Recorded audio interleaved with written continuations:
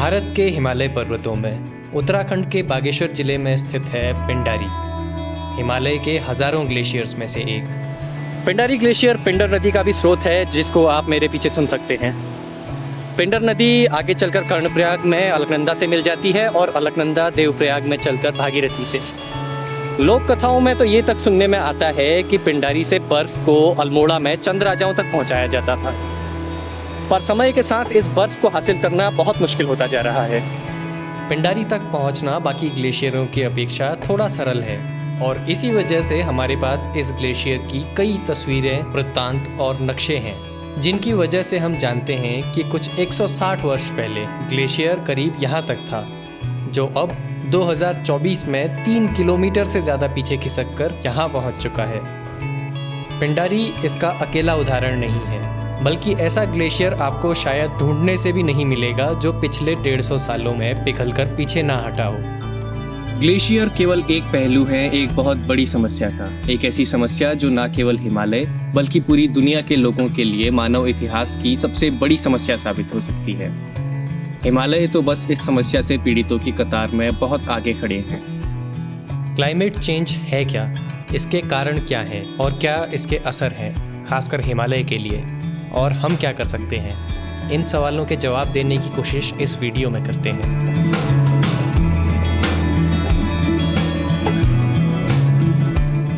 Glacier जलवायु परिवर्तन के बेहतरीन, बेहद संवेदनशील सूचक हैं, एक प्राकृतिक थर्मोमीटर की तरह। इन पर आगे विस्तार से बात होगी, वो भी पूरे दल बल के साथ। पर पहले बेसिक्स से शुरुआत करते हैं।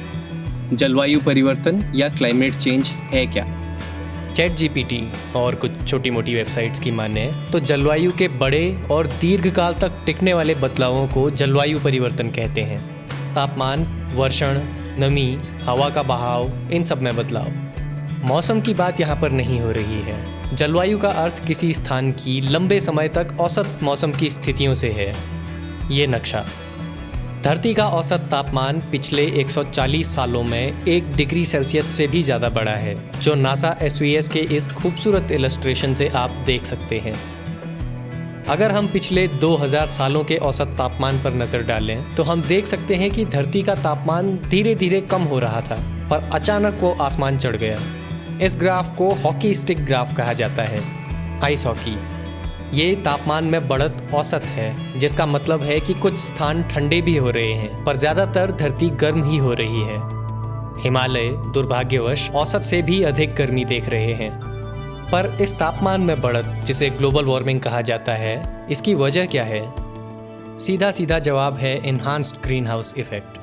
कुछ लोग जो ये नहीं स्वीकारना चाहते कि क्लाइमेट चेंज असली है या इंसान उसका कारण है, कुछ प्राकृतिक भौतिक कारणों को जलवायु में बदलाव का कारण समझते हैं। और ये कारण असरदार हो भी सकते हैं, क्योंकि पिछले लाखों वर्षों में धरती का वातावरण कई बार बदला है। आइस एजेस आई और गई। एंटार्क्टिका में कभी घने जंगल हुआ करते थे, पर इस बार ऐसा नहीं है। प्राकृतिक बदलाव हजारों लाखों साल लेता है, उस स्तर का बदलाव लाने में जो हमने 150 वर्षों में कर दिखाया है। तो ये एनहांस्ड ग्रीन हाउस इफेक्ट है क्या? जब लोहे को गर्म किया जाता है तो पहले तो वो केवल गर्मी देता है, फिर धीरे धीरे एक मरून रंग की रोशनी निकलती है, जो फिर लाल, नारंगी, सुनहरी और फिर सफ़ेद हो जाती है। बदलते तापमान के साथ बाहर निकलती रोशनी या इलेक्ट्रोमैग्नेटिक रेडिएशन की फ्रीक्वेंसी और मात्रा भी बढ़ती है, जो आप बदलते रंग की तरह देख सकते हैं। और जितनी ज़्यादा फ्रीक्वेंसी का रेडिएशन होगा, उतनी ज़्यादा उसकी ऊर्जा होगी। दूसरे शब्दों में, ज़्यादा तापमान बराबर ज़्यादा फ्रीक्वेंसी का रेडिएशन और ज़्यादा ऊर्जा का रेडिएशन। सुई से सितारों तक हर एक वस्तु इलेक्ट्रोमैग्नेटिक रेडिएशन एमिट करती है, आप और मैं भी। पर 525 डिग्री सेल्सियस से कम तापमान की चीज़ों के रेडिएशन की फ्रीक्वेंसी इतनी कम होती है कि इंसानों की आंखें उसे देख नहीं सकती। इस रेडिएशन की फ्रीक्वेंसी लाल रंग से भी कम है, इसीलिए इसे इंफ्रारेड रेडिएशन कहा जाता है। आप इंफ्रारेड रेडिएशन देख नहीं सकते, पर उसे गर्मी की तरह महसूस कर सकते हैं। ग्रीन हाउस इफेक्ट की ओर लौटते हैं। सूर्य एक बहुत बड़ा हीटर है। इस 15 करोड़ किलोमीटर दूर स्थित न्यूक्लियर पावर प्लांट का सरफेस टेम्परेचर करीब 5600 डिग्री सेल्सियस है और इसका एमिशन स्पेक्ट्रम कुछ ऐसा दिखता है। ऊर्जा का ज़्यादातर हिस्सा इंफ्रारेड रोशनी की तरह निकलता है, पर पीक एनर्जी फ्रीक्वेंसी दृश्य प्रकाश रेडिएशन की है। सूर्य से धरती पर आने वाली कुल एनर्जी का करीब 30% टकराकर वापस लौट जाता है। कुछ 20% के आसपास की ऊर्जा वायुमंडल की गैसें सोख लेती हैं और बची हुई 50% धरती को मिलती है, और उसका तापमान उस सीमा तक बढ़ता है जब तक सूर्य से आने वाली ऊर्जा और धरती से बाहर जाने वाली ऊर्जा बराबर ना हो जाए। ये एनर्जी बैलेंस कहा जाता है। अब क्योंकि धरती का तापमान 5000 डिग्री सेल्सियस नहीं है, सौभाग्यवश, तो वापस लौटने वाली ऊर्जा का एमिशन स्पेक्ट्रम कुछ ऐसा दिखता है, पूरा का पूरा इंफ्रारेड रेडिएशन। अगर वायुमंडल नहीं होता तो धरती का औसत तापमान -18 डिग्री सेल्सियस के आसपास होता, पर धरती में एक वायुमंडल है, सौभाग्यवश, जिसमें कुछ ऐसी गैसेस हैं जो बाहर जाने वाले रेडिएशन का एक बड़ा हिस्सा सोख लेती हैं, जैसे वाष्प, मीथेन और कार्बन डाइऑक्साइड। ऐसी गैसों को ग्रीन हाउस गैसेस कहा जाता है। ये धरती से निकलने वाली इंफ्रारेड ऊर्जा को सोख कर एक एक्साइटेड स्टेट में आ जाती हैं। इस एब्जॉर्ब्ड एनर्जी को ये कण या तो आसपास दूसरे मॉलिक्यूल्स से टकराकर चारों तरफ फैला सकते हैं, या फिर खुद एक इंफ्रारेड फोटोन एमिट कर किसी दूसरे ग्रीन हाउस गैस मॉलिक्यूल को सौंप सकते हैं। ये एब्जॉर्प्शन और एमिशन का चक्र धरती की सतह से ऊपर की ओर बढ़ता चला जाता है, करीब 12 किलोमीटर की ऊंचाई तक, जहां हवा का घनत्व इतना कम हो जाता है कि इंफ्रारेड रेडिएशन अब धरती छोड़कर बाहर जा सकता है। पर 12 किलोमीटर ऊंचाई पर तापमान भी केवल -60 डिग्री के आसपास रह जाता है, जिसका मतलब है एमिशन की ऊर्जा अब और कमज़ोर हो चुकी है। प्लैंक्स लॉ, कम तापमान मतलब कम ऊर्जा का विकिरण। इससे धरती का एनर्जी बैलेंस बिगड़ गया है। सूर्य से ऊर्जा आ तो रही है पर जा उतनी नहीं रही। मतलब धरती का तापमान अब तब तक बढ़ता रहेगा जब तक एनर्जी बैलेंस फिर से न स्थापित हो जाए। यही है ग्रीन हाउस इफेक्ट, और यही वजह है कि धरती का तापमान -18 डिग्री सेल्सियस ना होकर 16 डिग्री सेल्सियस है, या कम से कम 150 साल पहले था। पर समय के साथ इंसानों ने लगभग मुफ्त की ऊर्जा को धरती से निकालना सीख लिया, पर ये एनर्जी फ्री की नहीं है, इसकी कीमत धरती चुका रही है। ऊपर से पेट्रोल 95 रुपये लीटर है। पेट्रोलियम और कोयला लाखों सालों पहले मरे जानवरों और पेड़ों से बना है, जो आपकी और मेरी तरह मुख्यतः कार्बन से बने थे। इनको जलाने पर कार्बन हवा में ऑक्सीजन से मिलकर बनाता है कार्बन डाइऑक्साइड। पिछले 150 सालों में हम इतनी कार्बन डाइऑक्साइड हवा में छोड़ चुके हैं जितना लाखों सालों में धरती ने नहीं देखी होगी। और इस एक्सेस कार्बन डाइऑक्साइड का असर आप नासा SVS के इस खूबसूरत इलस्ट्रेशन में देख सकते हैं।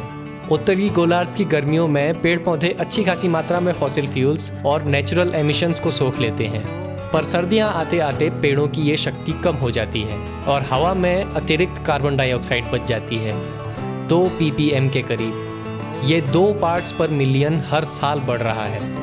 ज़्यादा कार्बन डाइऑक्साइड मतलब और ज़्यादा इंफ्रारेड रेडिएशन धरती से सीधा बाहर नहीं जा रहा, और ज़्यादा फ्रीक्वेंसीज जो सामान्य तौर पर बाहर जा सकती थी इन एटमॉस्फेरिक विंडोज़ के ज़रिए, अब वो भी अंदर रुक रही हैं और सीधा बाहर जाने के बजाय 12 किलोमीटर ऊपर से बाहर जा रही हैं। बदले में एनर्जी बैलेंस स्थापित करने के लिए धरती और गर्म हो रही है। क्या इतना सा बदलाव धरती पर इतना बड़ा असर ला सकता है?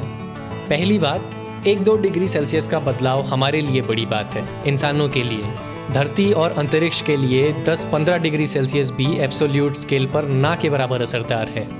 लेकिन गर्मी बढ़ने के साथ साथ कुछ ऐसे चक्र भी शुरू हो जाते हैं जो इस गर्मी को और बढ़ाने का काम करते हैं। इनको फीडबैक लूप्स कहा जाता है।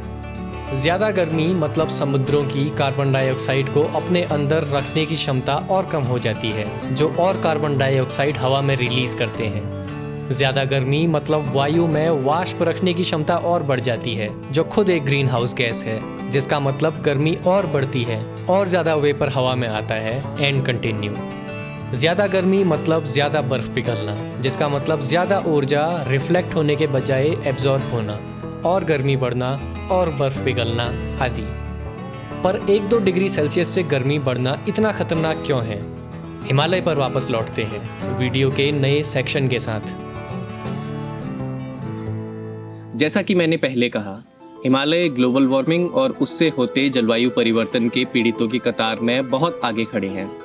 भारत के बाकी राज्यों की तुलना में हिमालयी राज्यों में हमें 1970 से अब तक औसत तापमान में ज़्यादा वृद्धि देखने को मिली है। इसकी वजह क्या हो सकती है? डॉक्टर फारूक आजम IIT इंदौर से असिस्टेंट प्रोफेसर और ग्लेशियोलॉजिस्ट हैं। उनके अनुसार ये होता है because of very steep topography of the Himalayan region. तो रेडिएशन आ रही है, वो सरफेस पे आएगी नीचे और वैली वॉल्स में भी आएगी। तो नॉर्मली क्या होता है, अगर फ्लैट एरिया है तो वो रिफ्लेक्ट होके एटमॉस्फेयर में वापस चली जाती है। क्योंकि यहाँ पे स्टीप टोपोग्राफी है बहुत, तो वो रिफ्लेक्शंस होते हैं और वापस एटमॉस्फेयर में उतना पोर्शन नहीं जाता जितना कि फ्लैट एरिया से जाएगा, और वो वापस उधर ही वॉल्स के बीच में मल्टीपल रिफ्लेक्शंस होते हैं। तो वो एक बड़ा रीज़न है जो कि हायर वार्मिंग कर रहा है हिमालयन रीजन में compare to the lower region. इसके अलावा घटते स्नो कवर की वजह से घटती रिफ्लेक्टिविटी या घटता एल्बिडो भी एक कारण हो सकता है, जैसा कि ध्रुवीय क्षेत्रों में हमें देखने को मिला है। हिमालय गर्म हो रहे हैं और बढ़ता तापमान हिमालय को घर कहने वाले 5 करोड़ लोगों के जीवन पर सीधा असर डाल रहा है, और एक अप्रत्यक्ष असर आने वाले समय में हिमालय पर निर्भर क्षेत्रों में भी दिखने लगेगा। इन प्रभावों में 3 विशेषकर महत्वपूर्ण हैं, जिन पर हम आगे बात करने वाले हैं। धरती पर मौसम एक बड़ा ही जटिल तंत्र है। सैकड़ों हजारों छोटे बड़े कारक हर पल इसे बदलने की शक्ति रखते हैं। इसीलिए कोई भी 100% सटीकता से मौसम की भविष्यवाणी नहीं कर सकता। पर औसत रूप से लगभग क्या होने वाला है या हो रहा है, ये हमारे क्लाइमेट मॉडल्स बता सकते हैं। धरती गर्म हो रही है और इसका असर मॉनसून जैसी जलवायु प्रणालियों पर पड़ रहा है, वो प्रणालियां जिन पर भारत समेत कई देश कृषि के लिए आश्रित हैं। अगले कुछ वर्षों में मॉनसून और उग्र होता रहेगा और अनियमित होता जाएगा। फसलों के बोने का समय, काटने का समय बदल सकता है। ज़्यादा तापमान मतलब हवा ज़्यादा नमी रख सकती है। ज़्यादा मॉइस्चर समुद्रों से ज़मीन की ओर आएगा, जिसका अर्थ और ज़्यादा बाढ़ और ज़्यादा भूस्खलन है। केरल और हिमाचल में इस साल और पिछले साल हुई आपदाएं मॉनसून और एक दूसरी प्रणाली पश्चिमी विक्षोभ की बढ़ती अनियमितता का फल हो सकते हैं। आने वाले वर्षों में ऐसे एक्सट्रीम वेदर इवेंट्स और बढ़ सकते हैं। वहीं ऐसी आपदाओं से बढ़ते नुकसान को एक दूसरे ज़्यादा सरल तरीके से भी कुछ हद तक समझाया जा सकता है। HNB गढ़वाल विश्वविद्यालय से जियोलॉजी के प्रोफेसर डॉक्टर MPS बिष्ट बेहतर बता पाएंगे। एक्सट्रीम इवेंट्स आज के नहीं है, extreme events right from the origin of earth. लेकिन when it affects the human being we call it a hazard. ये आपदा किसके लिए? आपदा मानव के, और इसमें आए दिन क्योंकि मानव क्षति ज़्यादा हो रही है, वो इसलिए क्योंकि मानव उसके नज़दीक आ चुका है। आप देखिए, चाहे उत्तराखंड का एग्जाम्पल आप लीजिए, कोई नाला खाला ऐसा नहीं है शहरों के नज़दीक जो कि ह्यूमन हैबिटेट से आच्छादित नहीं है। अकेले देहरादून की बात करता हूँ मैं, हमने सर्वे किया पूरा 125 मलिन बस्तियाँ अकेले देहरादून के अंदर, वो नदियों में बसी हुई है। तो फिर नदी कहाँ जाएगी? तो इसको हम एक्सट्रीम इवेंट्स में शामिल कर रहे हैं, जबकि नॉर्मल कोर्स में पानी आ रहा है और इंसानों का नुकसान ज़्यादा होने की वजह से हम उसको ज़्यादा बार गिन रहे हैं। बढ़ते तापमान के साथ साथ हिमालयों में वर्षा भी और ऊंचे क्षेत्रों की ओर खिसक रही है, जहां आमतौर पर केवल बर्फ पड़ा करती थी। बारिश क्योंकि अपने साथ ज़्यादा काइनेटिक एनर्जी लेकर आती है, इससे बर्फ और तेज़ी से पिघल रही है। मॉनसून से अतिरिक्त बाकी समय में हिमालय में हमें और सूखा और गर्म मौसम देखने को मिल रहा है।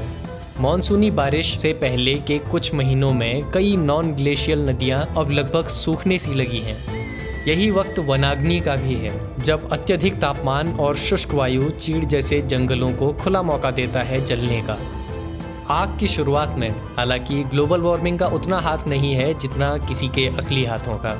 उत्तराखंड में लगभग 90% जंगलों की आग को इंसानों की वजह से शुरू होना माना जाता है। ग्लेशियर्स को आप एक बर्फ की नदी की तरह समझ सकते हैं, जो घाटी के तल पर अपने ही भार के कारण नीचे की ओर सरकती है, बहुत धीरे धीरे। ग्लेशियर जब उस सीमा तक नीचे आ जाता है जहां औसत तापमान 0 डिग्री सेल्सियस के ऊपर चला जाए, तो पानी अब बर्फ के रूप में नहीं रह सकता। यहाँ पर ग्लेशियर समाप्त हो जाता है और इसे टर्मिनस पॉइंट कहा जाता है। अब जैसा कि वीडियो की शुरुआत में कहा गया था, ग्लेशियर पीछे हट रहे हैं। ये टर्मिनस पॉइंट उठकर और ऊंचे एलिवेशंस की ओर जा रहा है। इसकी एक वजह तो ग्लोबल वार्मिंग है, एक दूसरी वजह है ब्लैक कार्बन डिपॉजिट। हवा में बढ़ते प्रदूषण के साथ सूक्ष्म कण या एरोसोल्स भी बढ़ रहे हैं।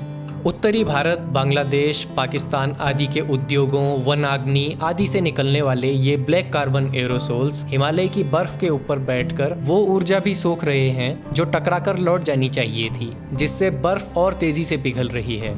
इसे स्नो डार्कनिंग इफेक्ट कहा जाता है। इस ग्लेशियल लॉस का सीधा सीधा असर जल उपलब्धता पर होगा।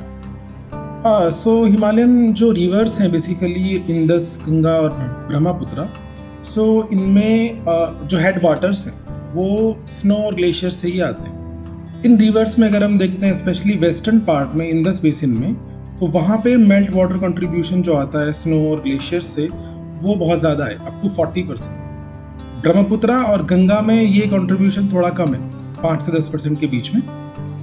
तो ये जो सीजनैलिटी है इन रिवर्स की वो काफ़ी हद तक कंट्रोल होती है मेल्ट वाटर से और जो मानसून आता है।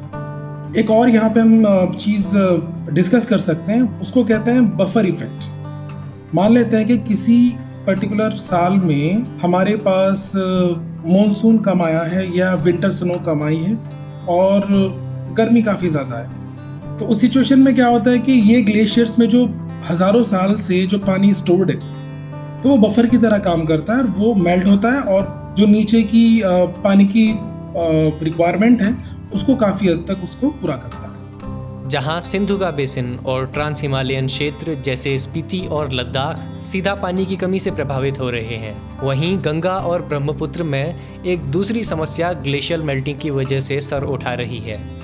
अभी क्या हो रहा है कि हम ग्लेशियर्स जो है वो मेल्ट हो रहे हैं और वो रिसीड करते हैं, तो वो जो डिप्रेशन है जो बना था आइस एजेस के टाइम पे जब ग्लेशियर्स ने एडवांस किया था, तो वो डिप्रेशन अभी पानी से फिल हो जाता है और वहाँ पे ग्लेशियर लेक फॉर्म हो जाती है। क्योंकि क्लाइमेट चेंज हो ही रहा है तो वो जो लेक का वॉल्यूम है वो बढ़ रहा है, ग्लेशियर रिसीड कर रहा है। तो ये जो increase in glacier lake size है, एक तो फिनोमेना ये कॉन्टिन्यूसली हो रहा है। दूसरा ये है कि ज़्यादा से ज़्यादा ग्लेशियर जो है अभी रिसीड कर रहे हैं तो ज़्यादा से ज़्यादा लेक्स फॉर्म हो रही हैं। अब अगर कोई ऐसा इवेंट होता है जो कि इस लेक को डिस्टर्ब कर दे और इतना डिस्टर्ब कर दे कि वो जो मोरेन है इसकी कैपेसिटी नहीं होती है उतने बड़े पानी को होल्ड करने की, और एक टाइम ऐसा आता है that is called a critical limit. When it cross the critical limit of the bearing of this volume of water, it burst out. इसको एक्सेलरेट करता है कई बार heavy precipitation. Glacial lake outburst flood या GLOF बेहद खतरनाक हो सकते हैं और इसका सबसे बड़ा उदाहरण है 2013 की केदारनाथ आपदा। तो अर्ली मॉनसून अराइवल हो गया और उसके बाद वहाँ पे ऑलरेडी वेस्टर्न डिस्टर्बेंस भी था। सो वेस्टर्न डिस्टर्बेंस से जो मॉइस्चर आ रहा था और जो मॉनसून से मॉइस्चर आया वो दोनों ने कोलाइड किया and that resulted in very very heavy rain, जिसको हम कई बार पत्रकारों की भाषा में क्लाउड बर्स्ट भी कहते हैं। And because that heavy precipitation with the increase of the volume of the water already in the lake, तो उसकी जो बेयरिंग कैपेसिटी है वो खत्म हो गई और पूरा ब्रीच आउट हो गया। तो ये जो प्रोसेस है इसको हम आजकल की भाषा में ग्लोव कहते हैं, ग्लेशियर लेक आउटबर्स्ट फ्लडिंग। 2013 की हिमालयी आपदा में 6000 से ज़्यादा लोगों ने अपनी जान गंवाई। 2023 में सिक्किम में आई बाढ़ और दुर्घटना इसी ग्लोव का एक दूसरा ताज़ा उदाहरण है, जो साउथ लोनाग झील के फटने से हुई। तो ये जो अभी इवेंट्स हो रहे हैं पिछले एक डिकेड में अगर हम देखते हैं तो ये काफ़ी ज़्यादा हो रहे हैं, इनकी फ्रिक्वेंसी काफ़ी ज़्यादा है कंपेयर टू 30 ईयर्स अगो। अगर जलवायु परिवर्तन का यही दर चलता रहा तो वो दिन दूर नहीं जब हिमालय नाम केवल इस क्षेत्र के इतिहास को दर्शाएगा।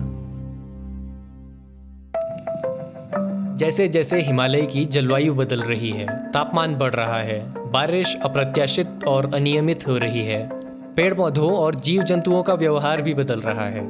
जीव जंतुओं और वनस्पति के बदलावों को फिनोलॉजिकल चेंज कहा जाता है और इसके शुरुआती संकेत दिखने लगे हैं। जो भी क्लाइमेटिक कंडीशन किसी एरिया में होती है उसी के हिसाब से फिनोलॉजिकल इवेंट्स रन करते हैं। लेकिन क्लाइमेट चेंज की वजह से हुआ ये कि जो ये सिंक है, जो सिंक्रोनाइजेशन होता है फिनोलॉजिकल इवेंट्स और क्लाइमेट के बीच में, वो कहीं ना कहीं ब्रेक हो रहा है। मान लीजिए कि कोई इंसेक्ट है जो कि किसी पर्टिकुलर प्लांट की लीव्स को फीड करता है, ठीक है, और वो अपनी लार्वर फॉर्म में होता है, तो वो ऐसी लीव्स को फीड करता है जो कि काफ़ी सॉफ्ट होती है। लेकिन किसी क्लाइमेटिक कंडीशंस की वजह से क्या हुआ कि जो लीफ इनिशिएशन है वो अर्ली हो गया, तो लार्वा के लिए वो जो फीडिंग मटेरियल जो सॉफ्ट हुआ करता था कुछ टाइम पहले तक, वो अर्ली इनिशिएशन, लीफ इनिशिएशन की वजह से वो जो लीफ है वो काफ़ी हार्ड हो जाएंगी। अब लार्वा जो है वो उस पर्टिकुलर हार्ड लीफ को क्या है, फीड नहीं कर पाएगा, उसका जो फीडिंग मटेरियल है वो कहीं ना कहीं कम हो जाएगा। तो उसकी वजह से जो इंसेक्ट है उसकी जो पॉपुलेशन है वो डिक्लाइन करेगी, और जो बर्ड्स उस पर्टिकुलर इंसेक्ट के ऊपर डिपेंड करती हैं उनकी पॉपुलेशन में डिक्लाइन करेगी। बदलते जलवायु का एक और असर हम इन्वेजिव स्पीसीज के बढ़ते प्रभाव की तरह देख सकते हैं, जो हिमालयी क्षेत्र की स्थानीय प्रजातियों को विस्थापित कर रही है। अब इन्वेजिव स्पीसीज बेसिकली ऐसी स्पीसीज होती हैं जिनकी हाई, मतलब एक टेम्परेचर रेंज जो होती है वो काफ़ी डाइवर्स होती है, मतलब एक हाई टेम्परेचर से लेकर लो टेम्परेचर रेंज में वो सर्वाइव कर पाती हैं। और दूसरा जो क्लाइमेटिक फैक्टर्स होती हैं उनकी टॉलरेशन पावर अच्छी होती है।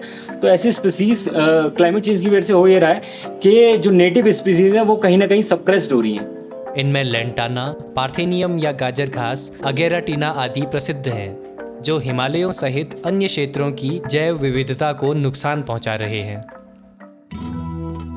तो हमें क्या करना चाहिए? जलवायु परिवर्तन से लड़ने को हम क्या कर सकते हैं? आप व्यक्तिगत रूप से ज़्यादा कुछ नहीं। अगर आप हिमालयी क्षेत्र के एक एवरेज रैंडम निवासी हैं तो आपका कार्बन एमिशन और प्रदूषण वैसे भी किसी महानगर में 24 घंटे एसी के नीचे बैठने वाले व्यक्ति से कम ही है। आपको 24 घंटे बिजली मिल जाए, खासकर ग्रामीण क्षेत्रों में, वो भी बड़ी बात है। अगर आप दिल्ली, मुंबई, बेंगलोर में भी रहते हैं तब भी भारत का पर कैपिटा कार्बन एमिशन उन देशों से 7-8 गुना कम है जहां के लोग क्लाइमेट चेंज पर सबसे ज़्यादा प्रश्न उठाते हैं और आपको जिम्मेदार ठहराते हैं। यहाँ तक कि चीन का एमिशन भी पूरी दुनिया की फैक्ट्री होने के कारण इतना बड़ा हुआ है। इतना तेज़ जलवायु परिवर्तन का समाधान सरल है। हमें वायुमंडल में अपने ग्रीन हाउस गैस एमिशन को कम करना पड़ेगा। ज़्यादातर green house gas emission energy sector से निकलता है। घरों में, इंडस्ट्रीज़ में इस्तेमाल होने वाली ऊर्जा, इंडस्ट्रियल एमिशन और यातायात अकेले 80% एमिशंस का स्रोत हैं। बिजली उत्पादन के लिए भारत, चीन और यूनाइटेड स्टेट्स अब भी कोयला, तेल और गैस जलाते हैं। यही जलवायु परिवर्तन के खिलाफ कार्रवाई का पहला टारगेट है। बिजली को और स्रोतों के जरिए बनाया जा सकता है, ऐसे स्रोत जो न केवल बहुत कम या ज़ीरो एमिशन जेनरेट करते हैं बल्कि बिजली बनाने में भी सस्ते हैं। दुख की बात है कि सबसे ज़्यादा सब्सिडीज़ फिर भी फॉसिल फ्यूल एनर्जी को दी जा रही है। ट्रांसपोर्टेशन या यातायात अगला बड़ा टारगेट है। अच्छी बात है कि आपकी कार या बाइक इलेक्ट्रिक है, पर अंततः उसकी ऊर्जा कोयला जलाकर ही आ रही है। इसीलिए मैंने कहा कि आपके हाथों में बहुत कम शक्ति है। आप रियलिस्टिकली अपना ऊर्जा उपयोग कम कर सकते हैं। सोलर पैनल्स का इस्तेमाल कर सकते हैं। आजकल रूफटॉप सोलर की सब्सिडी भी मिल रही है और इन सारी चीज़ों का असर होता भी है, पर केवल तब जब बड़ी संख्या में इन चीज़ों को लागू किया जाए। दूसरे शब्दों में, ज़्यादातर जिम्मेदारी फिर से आपसे हटकर आपकी सरकार पर, बड़े प्रतिष्ठानों पर आ जाती है जो नीतियाँ, नियम और निर्देश देने की शक्ति रखते हैं। ट्रांसपोर्टेशन की बात करें तो सबसे ज़्यादा असर होगा बेहतर पब्लिक ट्रांसपोर्टेशन का। रेलवेज, बस, रोपवेज आदि अपेक्षाकृत निजी वाहनों से कहीं कम पर कैपिटा ऊर्जा लेते हैं और इन्हें इलेक्ट्रिक करना पूरे देश की गाड़ियों को इलेक्ट्रिक करने से ज़्यादा सरल है। हिमालयों के परिप्रेक्ष्य में एक और ऐसा ऊर्जा स्रोत है जो आपको श्री रवि मर्तोलिया बेहतर समझा पाएंगे। बहुत पहले, कई करोड़ों साल पहले हमारा यूरेशियन प्लेट आपस में टकराई, जिसकी रिंग ऑफ फायर भी कहते हैं, कई जगह वॉल्केनिक हीट होता है और हमारे हिमालयाज़ में सुपर हॉट रॉक है। तो ग्रेनाइट इंट्रूजन रहते हैं बड़े सारे, और जो फ्रैक्चर्स क्रिएट हुए, फ्रैक्चर्स की वजह से अर्थ की मैग्नेटिक हीट बाहर आती है, जिसकी वजह से आपने हॉट स्प्रिंग देखे होंगे हमारे हिमालयाज़ पे, लाइक मणिकरण, बद्रीनाथ, तपोवन, लद्दाख में Nubra valley and Puga valley. इन सब जगह पर they all are highly geothermal province area. हम जो हिमालयाज़ की बात करें, जो हम लोग प्रोजेक्ट भी काम कर रहे हैं तपोवन में, उत्तराखंड जोशीमठ में, सो उसमें हमको वहाँ पे अर्थ की मैग्नेटिक हीट वहाँ पे रिलीज़ हो रही है। अराउंड 3 किलोमीटर पे 350 डिग्री सेल्सियस है, जो कितने सालों से, हम लोग तो इंसान कुछ टाइम पहले आए हैं, मगर वो हॉट स्प्रिंग बहुत टाइम से वहाँ पे है। तो हमारा काम ये है कि हम उसमें पूरा मॉडलिंग करके उसका रिजर्वायर फाइंड आउट करके कि हीट का सोर्स कहाँ पे है, क्या उसका हीट सोर्स है और वो कितना हीट सोर्स कितने टाइम तक रहेगा और कैसे रहेगा। सो हम लोग उसमें क्या करेंगे कि हम लोग उसमें नीचे डीप ड्रिल करके उसमें से जो स्टीम है उसकी हीट को एक्सट्रैक्ट करके जो अर्थ की जो हीट है उससे हम लोग इलेक्ट्रिसिटी और उसकी वेस्ट हीट स्टीम से हम लोग डिस्ट्रिक्ट हीट सिस्टम बना सकते हैं हिमालयाज़ पे। उससे डीजल और केरोसिन बर्न करना बंद हो जाता है जिससे CO2 एमिशन कम होगा। दुनिया के ज़्यादातर देशों में सरकारें जनता ही चुनती है, जिनमें से भारत भी एक है, तो अंततः जिम्मेदारी हमारी ही है। पर आपने आखिरी बार अपना वोट कब पर्यावरण, जलवायु परिवर्तन, प्रदूषण आदि को लेकर दिया? इन मुद्दों पर तो यहाँ कोई चुनाव भी नहीं लड़ता। इंसान ऐसे खतरों पर ज़्यादा ध्यान देते हैं जो सामने खड़ा हो, अचानक तेज़ी से नुकसान पहुंचाने की क्षमता रखता हो। जलवायु परिवर्तन इनमें से कोई नहीं है, बोरिंग है। हम अगले 100 सालों की बात कर रहे हैं, वो भी प्रायिकता के रूप में। सरल सी बात है कि इस पर जितना ध्यान दिया जाना चाहिए उतना नहीं दिया जा रहा। जैसा कि मैंने कहा, धरती को कोई फर्क नहीं पड़ता 1, 2, 3 डिग्री तापमान बढ़ने से। ये तो हम इंसान हैं जो धरती पर एक ही व्यवस्था के आदी हो चुके हैं। हमें फ़र्क पड़ेगा और भारी फ़र्क पड़ेगा, खासकर हिमालय जैसे संवेदनशील क्षेत्रों में रहने वाले लोगों पर। आपसे मिलूंगा अगली बार कुछ और लेकर। धन्यवाद।